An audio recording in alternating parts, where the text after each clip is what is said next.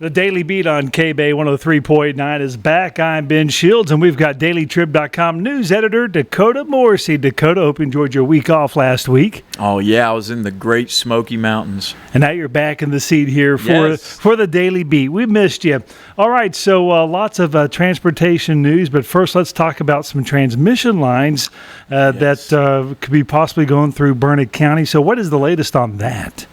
Yes, the latest on these transmission lines is that the county is looking for any and all possible options to potentially reroute these lines or get some sort of idea of what they can or can't do when it comes to them. Just for a little background for the listeners, the county kind of recently learned that these massive, the largest power line project in Texas state history is likely going to cut right through northern Burnet County.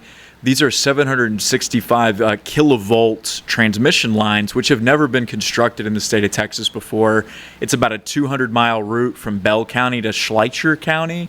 Sorry if I'm saying that county wrong. That's like west of Junction, right? Yeah, Not it's that pretty way, far. It's 200 miles away. And so this line, all possible routes, there's a bunch of possible routes that the Public Utility Commission of Texas has put out. But they all go through Burnet County right now. Okay. So the concern from landowners is, hey, you could have a 200-foot easement and a 140-foot tall tower with high voltage power lines cutting through your property.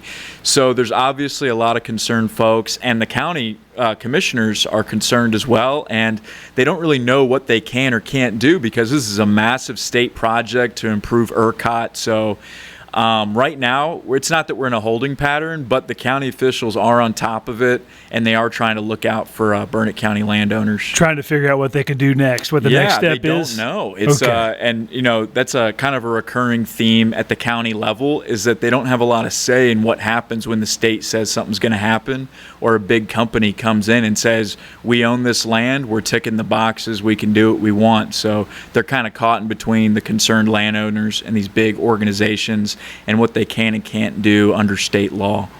Read about the transmission lines possible in Burnet County, dailytrib.com. And if you haven't subscribed, go do it, dailytrib.com/subscribe. All right, let's talk about traffic in Marble Falls. First off, there was been some construction over near HEB, so that's sort of thrown off the traffic in that area. Yes, Bluebonnet Drive, that's that little strip that goes off 1431 and kind of loops back around to 281 in front of the HEB parking lot by the gas station. Just a heads up for everybody in Marble Falls, if that's your normal little route, it's probably going to be closed on and off over the next couple weeks. That road is so heavily trafficked, it's starting to degrade, and that so many heavy trucks are on it, they're rutting the actual asphalt. So the city is trying to get all that done while there's no rain or anything like that going on. So try to avoid that route if you can, or just wait a few weeks before you go out that way. All right, so new asphalt top for Bluebonnet. Yeah, new asphalt top, but also a concrete foundation, which will not warp even if there are heavy trucks, and it should last 30 to 40 years according to city staff. All right, so you're talking about lots of traffic. Marble Falls, they have asked for the state's help in trying to help alleviate or congestion on 281 in the middle of town. And if you ever go through Marble Falls, especially on a Friday afternoon, you know we need help. So what's the story there? Yeah, I mean, unless you're living under a rock or you take your bike around, you definitely are sitting in traffic in Marble Falls, especially at that US 281, 1431 intersection.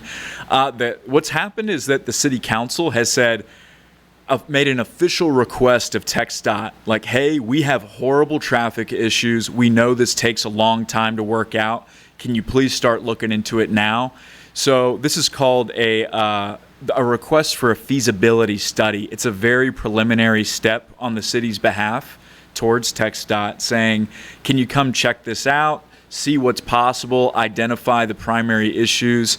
And this could look like a loop around Marble Falls, something people have been talking about for years, maybe a bypass of some kind. It could mean a bridge at a certain point over the Colorado River. We don't have many crossings, but those are all just it could be something completely different. This is very early in the process. Whatever does get figured out could take years. But just so everybody knows, your Marble Falls leaders are looking into this, and they're trying to collaborate with the state on working on these big highways, because the city itself can't actually work on them without getting with TXDOT on that. All right, Dakota, keeping on top of all the stories in the Highland Lakes, and you can read all about it, dailytrib.com. And again, please subscribe, dailytrib.com/subscribe. All right, Dakota, so glad to be doing this again, and we'll talk to you next Friday. Yeah, thanks, Ben. That's the Daily Beat on KBEY 103.9.